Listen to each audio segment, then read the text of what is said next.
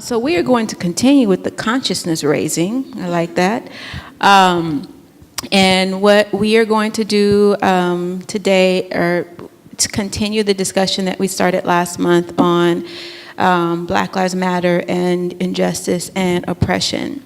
And so what I'd like to do first is start with the verse from the Quran that we are referencing. Hasna already gave you the hadith that we're using on the heart, the voice, and the hand.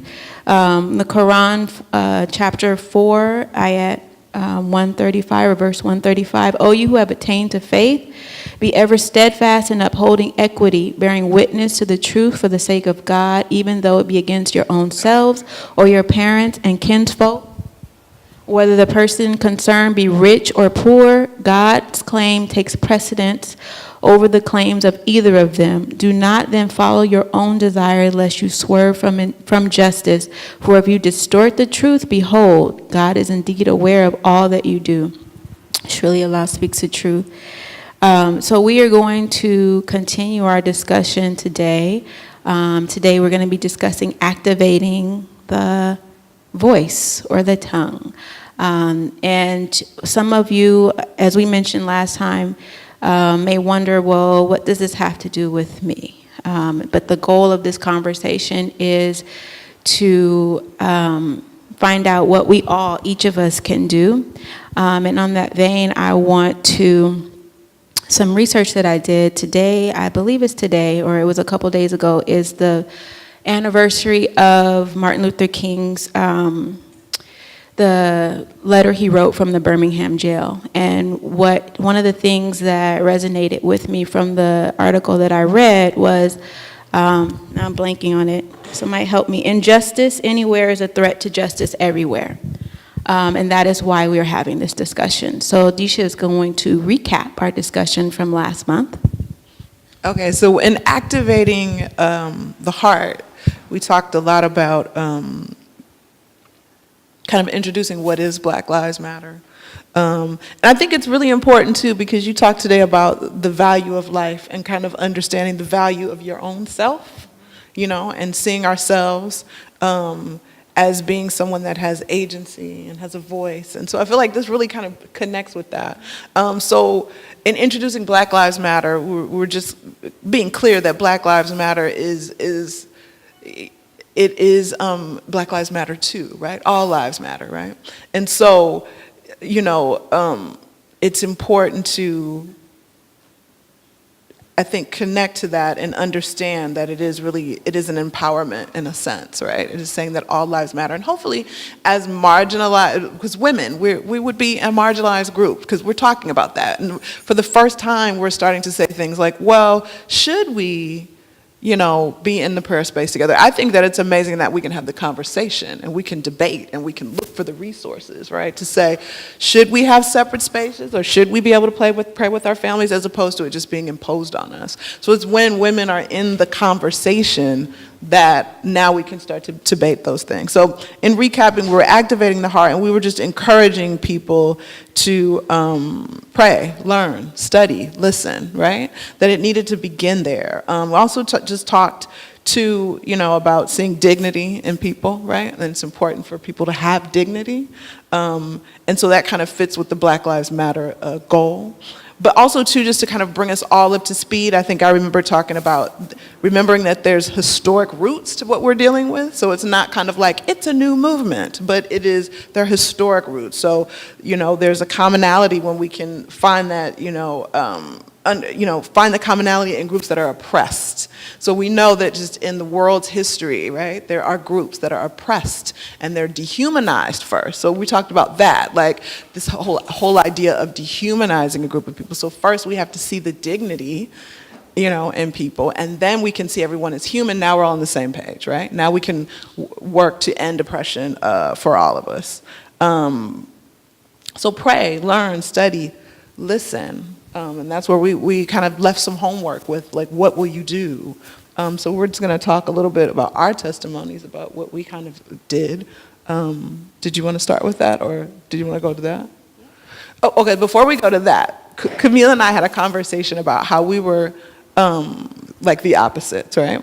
So I am an information junkie, meaning I will go through every one of these things and I'll read it, and every video that comes up, I'm going to see it, and I'm going to talk about it, and I'm going to Google more of it, and can you believe, and can you, like that's me, can you believe?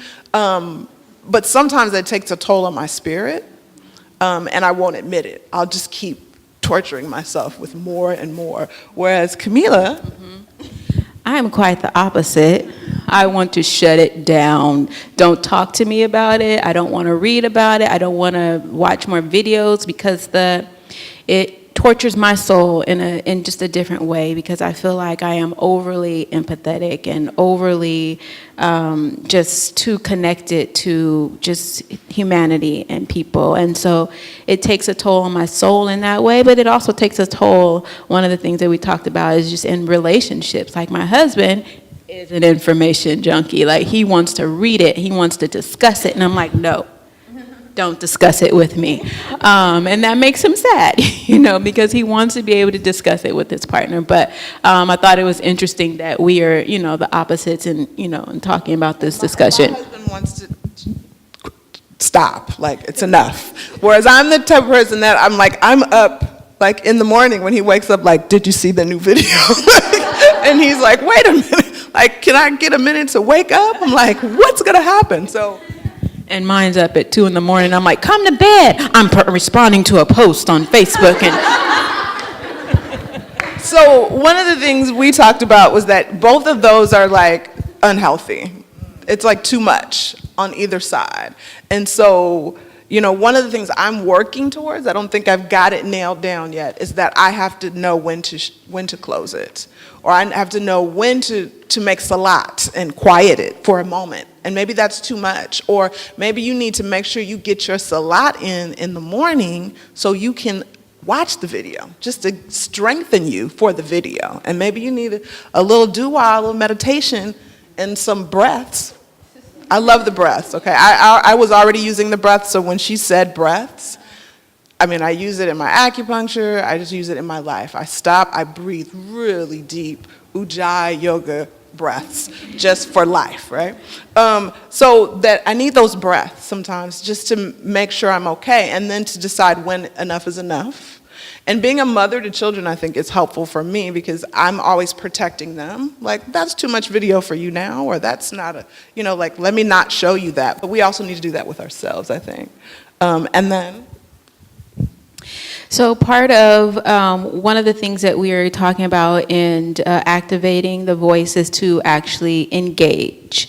And so for me, one of the things that I've been working on is to engage in the discussion.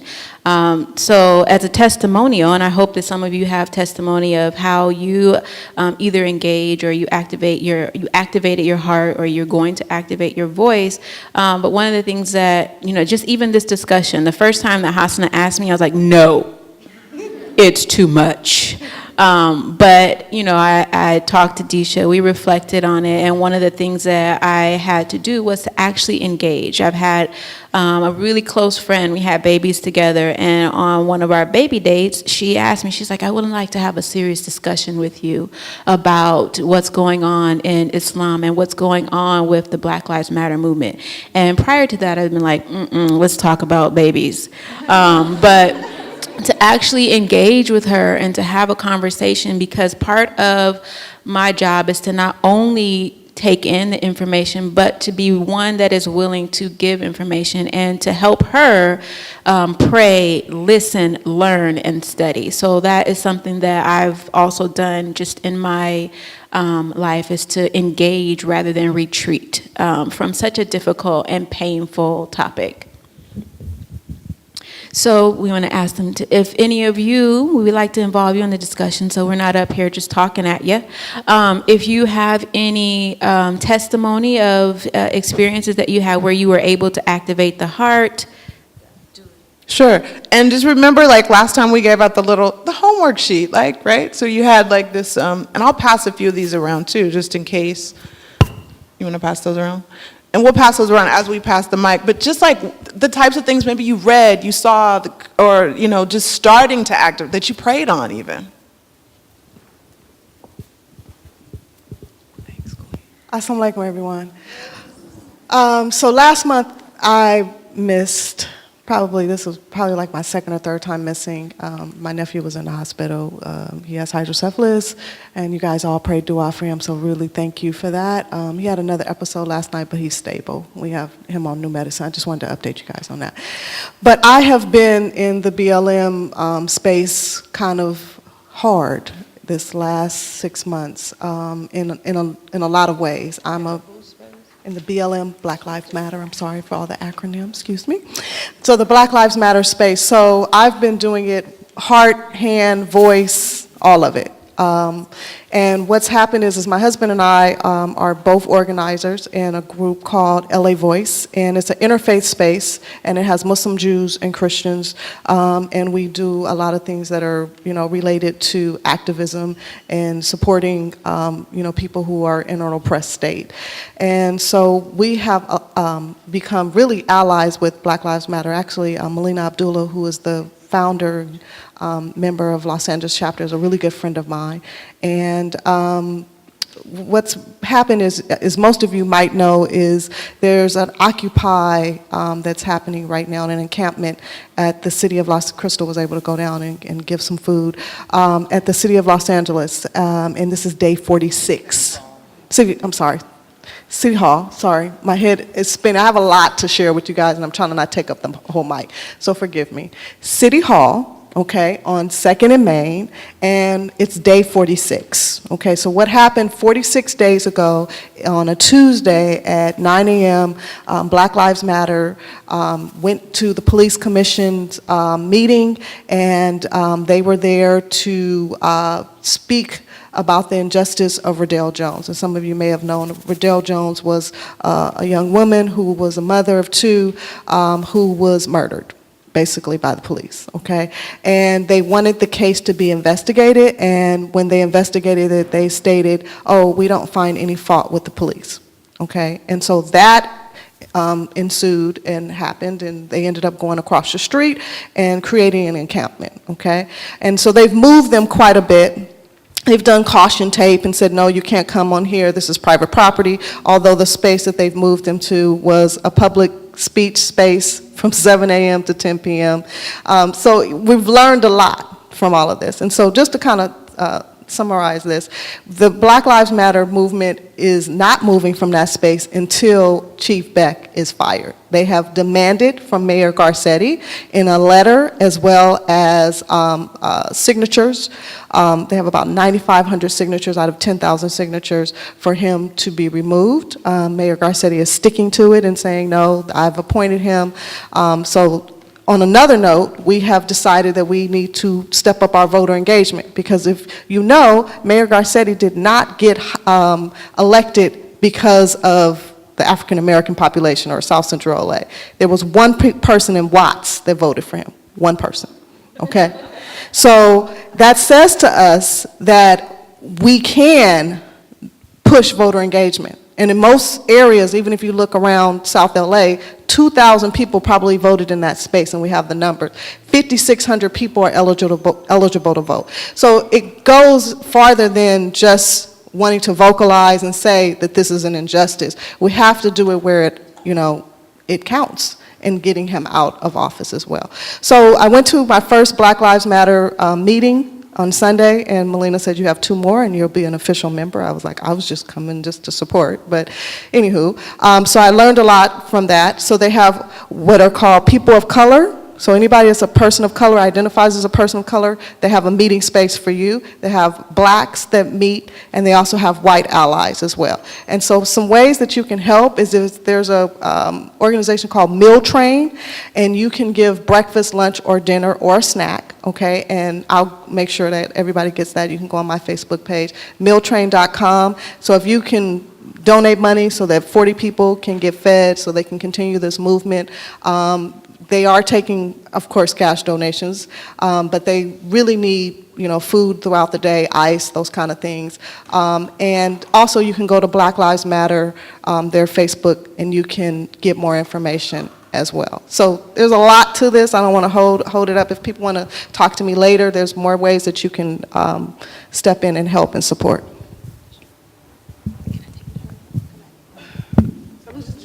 too.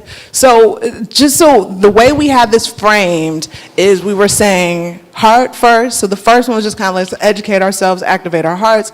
Second was tongue. So today we're talking about the next thing we could do is how we vocalize.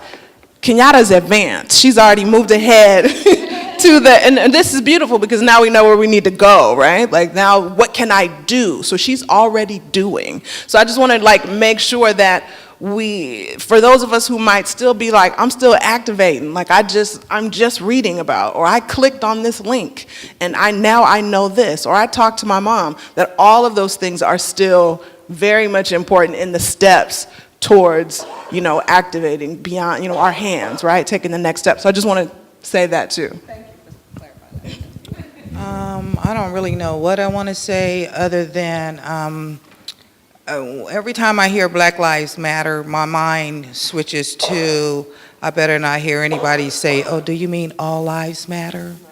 And it is not a sign of disrespect, but because of what is happening in the world, that particular terminology came up.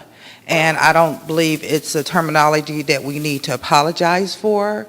And we're definitely not speaking, if Black Lives Matter, that means all lives matter automatically. And I just think that every time we say Black Lives Matter, we have to do a reframer or a disclosure or something, especially if we're African American. So that irritates me. On the other issue is, Kenyatta spoke so much about the movement, and I think we need to recognize, and that's what they're asking us, Black Lives Matter movement, is asking us to recognize that it is a movement, it's not a pastime, and that it has nothing to do with violence, perpetrating violence. And so we have to be very careful of what the media is trying to do, because now they're trying to make those individuals who are leaders and participating in the Black Lives Matter, now they're being watched, now their comments are being made as if they are villains themselves. And so we as humanity, we as people in the world need to pay attention to those things, and that's all I got to say. Thank you. Okay. You want to say anything? No, go ahead. Okay, you had a comment? The question? Okay, thank you. How you doing? Assalamu alaikum. Pretty eyebrows. Assalamu alaikum. Newbie. I just wanted to ask a quick question because you mentioned LA Voice. I'm not on Facebook, but I think there was a protest or a rally happening tomorrow. They said the 27th, and I just wanted to confirm if that was still happening. I don't know that. Okay. Because I was kind of out of focus because I'm dealing with my nephew. So what I can do is just give you your name or some contact. I can get that information. And, Okay. if anybody else wants information, I'm on Facebook. Is there a website for them? Black Lives, are you talking about the LA Voice? LA Voice, For LA Voice, specifically. there's a website too. There. And if you just go to lavoice.com, it'll come up. Okay. Because I wasn't sure if there was like a subcategory under Black Lives Matter or if it was like a separate. Okay. Allies and the supportive in the movement. I was at a meeting yesterday where we're trying to be a part of basically civilian oversight for the police. There's a whole bunch of stuff that's going on. We can talk a little bit more. Oh, sorry. Was that answered for you? Okay. So we were talking about how we could, activate your heart from the discussion of last month. So, yeah. Have anything to add to that? How you maybe activated your heart? Okay. Assalamu alaikum. We have talked about so many things today. It is really great. It is just one thing that I want to talk about. Is when we talked about whether or not we wanted the prayers changed, co-ed or separation or stuff like that. And I just want to ask the question, eventually I guess you will get around to it, how do we individually get this, our community, our individual community involved in change or involved in discussion so that we can try to make the changes that we want to make in our community.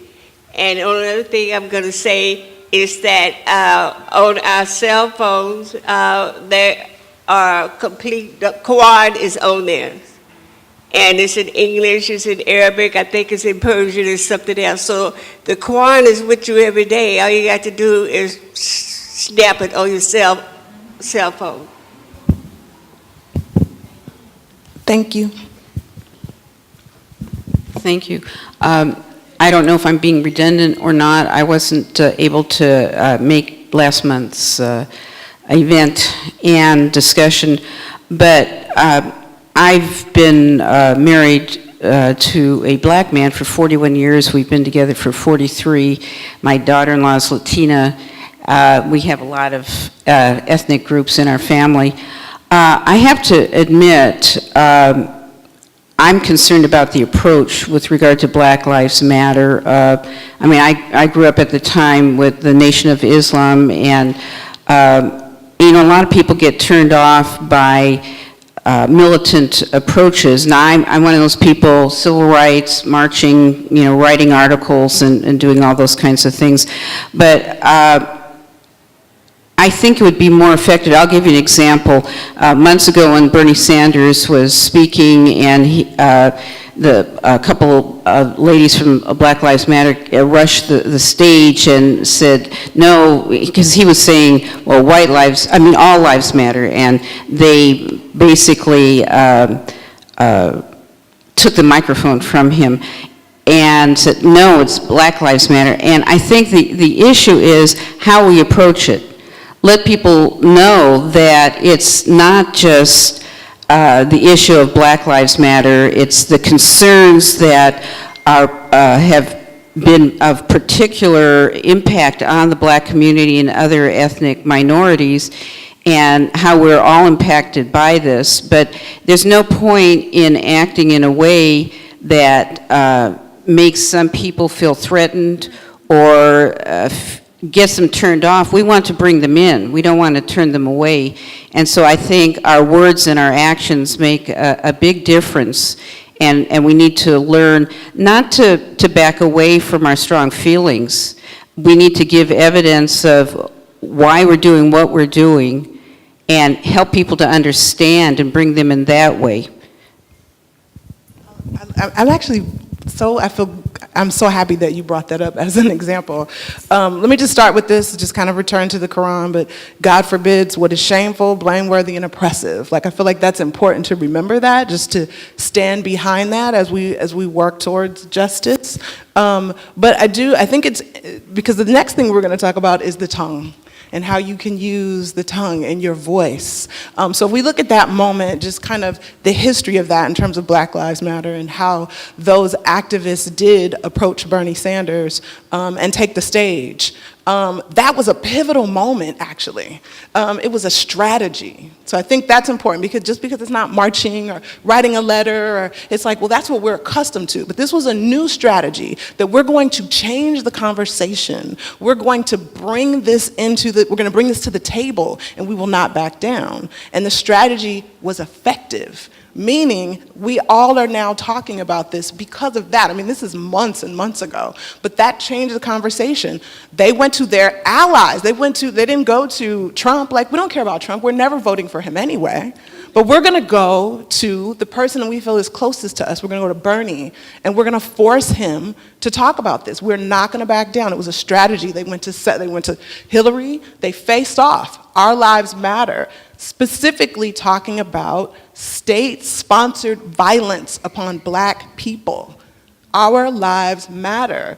And only because in this country, historically, everything has said that our lives do not matter, from enslavement to now. So it continues. So it's like, no, we're not gonna do the same old strategy. We have a new strategy, and one could argue that the strategy has been highly effective, because now Clinton has to talk about it. Now Trump's talking about it. Everybody's talking about it. It is on the table because they used their voice, and they would not back down, and it was women.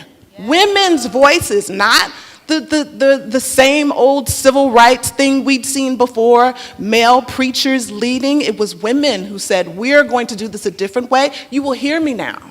So it's not just emotion, and I think people try to do that to women. especially women of color. Like, oh, look, they're acting crazy. Why are they doing that? It is a strategy. I'm going to put this on the table, and you will deal with it. And it changed the conversation completely. So one could argue that it was effective. Now, how is it being categorized? That's another thing. And that's why I feel like this education piece is important. In activating the heart, you have to know the history. You have to understand it. You have to know what they're talking about. You have to be able to say state-sponsored violence upon human beings. These are human beings. This is why their lives matter. But the education helps with that. So I think that comes in activating the heart. But I think it's perfect that you brought that up, because it is activating the voice as well. So I'll just say, like, a small thing, just my small testimony before I hand it out, in terms of activating my own voice in particular, was that I felt like I was going to my masjid Friday after Friday, and things were happening from Trayvon on, and I was hearing nothing in regards to what was happening. So here I am, taking this beating, the emotional junkie, the information junkie. So I've watched all the videos, I'm reading all this stuff is happening, and I'm coming to my prayer space, hoping for some solace, hoping that the imam will say something, a prayer or something for what's happening with us. Nothing's happening. So what I decided to do was to email the board of directors at my masjid and just say, hey, this is happening in the world. And I think this is really important that somehow, because I feel like we're doing it in this space. The women katibas I've heard, like, week after week, I'm hearing things that reference injustice in the world. People are not, I think Najiba was the first in this space to say Black Lives Matter, like a year and a half ago, like loud. They matter. And that felt good. And to reference the Quran and talk about how we should seek restorative love and justice, right? I wanted that from my masjid, and they weren't doing it. So I sent an email. That's a start, right? I have to wait, and I heard they had a board meeting, and it was an agenda item. But then I'll have to activate, I'll have to do. But the first thing was just like, okay, let me activate my voice. Let me say something. Because otherwise, for me to sit here week after week and not say something. And I think we can see from the sister's example in her khutbah about how women's voices, when the elite male scholars started to take, hold of it, then your voice gets eliminated, right? And then it changes in a whole different direction. So I think our voices need to be a part of it. Her first. Thank you. Bismillah ar-Rahman ar-Rahim. First of all, I'd like to say, as people of color, as allies, as non-Black Muslims and non-Muslims, I want to pray that God allows us to see the injustice as we work towards justice, and that we don't tone police the voice of those who are oppressed. Because those who are oppressed, when they express their righteous anger, they have a right to express their righteous anger. When people are being killed, it's no longer a matter of, let's be nice about it, let's talk about it and hold hands. We must stand shoulder to shoulder and allow those voices to be expressed in the manner in which those voices wish to be expressed.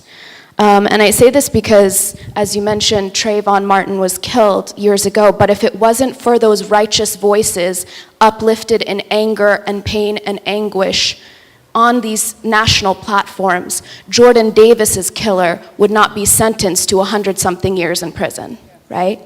And so that is progress. And in order for progress to happen, and in order for justice to occur, we need to hear the injustice that is happening, right? Speaking from the children of refugees, speaking from a paralleled experience of having known that your ancestors, your grandparents, your great-grandparents were tortured or killed, or state violence was used against them. And to live with those passed down memories, because we didn't experience them, but it's our parents' memories, it's our grandparents' memories, etc.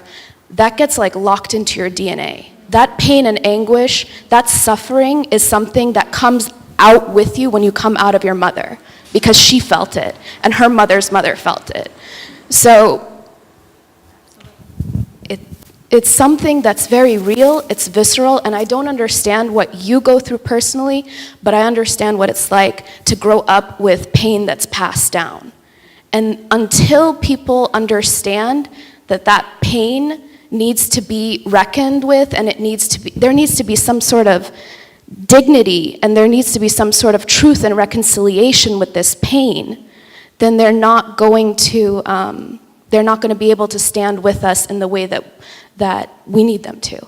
And so let us try our best to understand and be compassionate, because Allah is Rahman and Rahim first of all in every surah of the Quran. So let us try to exemplify that mercy and compassion of Allah towards each other as He does towards us.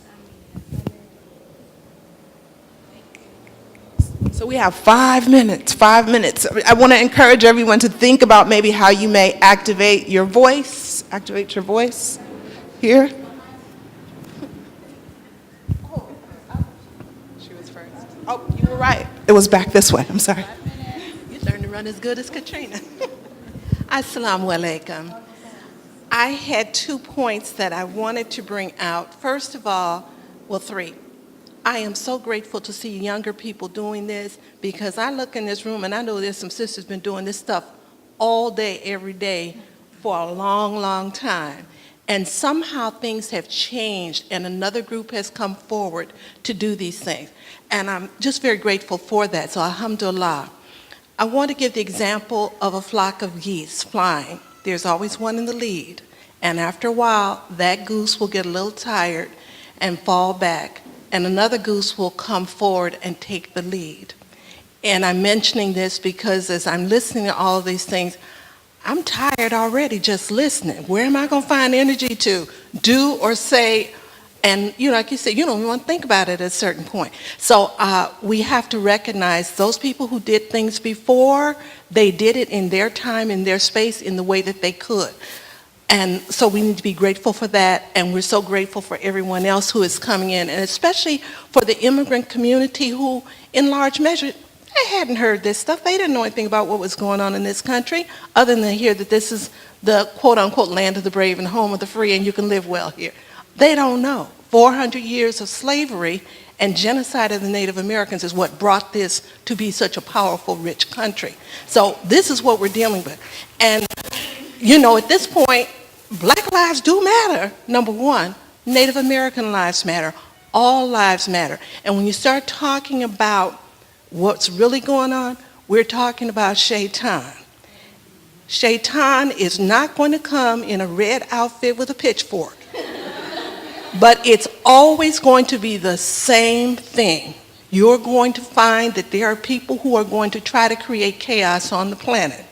And so for people of goodwill, people with various talents, different levels of energy, courage, or whatever, we have to each speak up, do, or change with our hearts whatever we can. If at this point, because I've had a really interesting last few months, I ain't got no energy for nothing right now. Okay, so somebody else is going to have to lead the flock of geese for a moment. But in the meantime, we all have something to offer. Okay, so alhamdulillah for your efforts. I appreciate every one of you. I think that's a beautiful note to end on, that we all have something beautiful to offer. I would just encourage you activating the heart. Take a look at those links. Go to the Muslims Against Racism, the website. They have a toolkit for understanding Black Lives Matter. One of the things I think we talked about was just a really good example was the Asian American letter. It's a crowd resource letter that a lot of young Asian Americans came up with. They put together a letter to their parents, to their family, to help them to understand. This is why I understand Black Lives Matter, right? So it could be just even that small, or sending a donation to the people who are down there protesting. Send some food to the encampment, right? But maybe it is just as simple as having a conversation with your friend that's like, tell me about it. How do you feel? Open up for that moment. Say a prayer about it. Read about it. Thank you, guys. Okay. I was going to shut it down. What are we doing? Okay. Yes, ma'am. I'm coming, Camilla. Yes. Go ahead. Really quickly, some of your voices, we're talking about voice today, we were not able to hear you, but one thing that I want to encourage you to do, I know the Super Smash Brother Buns is not here, but, take a moment to sit outside and share your voice. It doesn't have to end here, we have to end in this space, but your voice is still important, and if you did not get to speak on it, stay a minute and speak on it, or one of the things that you can do is set up a tea date or a lunch date to talk with your, fellow sisters and brothers about it so that your voice can be heard on the matter, or create the space so someone else's voice can be heard.